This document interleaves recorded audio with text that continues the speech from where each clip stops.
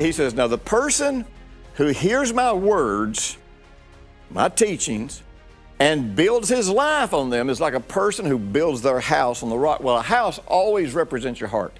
In the Hebrew alphabet, the letter Bet, which represents a house, is also the same letter that represents the heart. So building your house on the rock is establishing your heart on the teachings of Jesus. Well, the teachings of Jesus tell us how to interpret everything that God ever said. The teachings of Jesus tell us exactly what God meant when he said certain things. The teachings of Jesus tell us how to apply God's truth without getting into religious legalism and all that nonsense.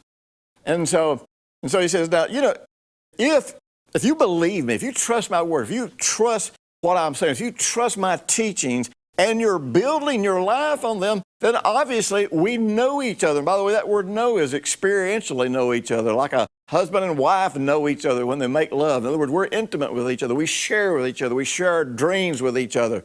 We love each other. All of our hope, we put our hope in each other. But he says, but now that person that hears my teachings and doesn't put them into practice, doesn't build his life on it, that person, their heart is not built on the foundation, is not built on the rock. And if you're not on the rock, you can't drive your tent peg into the rock. You can't be anchored to the rock. And so, there's nothing to be afraid of. There's no guessing as to whether or not Jesus knows you. The question is, do you know him? Do you talk to him? Do you share your life with him? Do you hear him speak into your heart?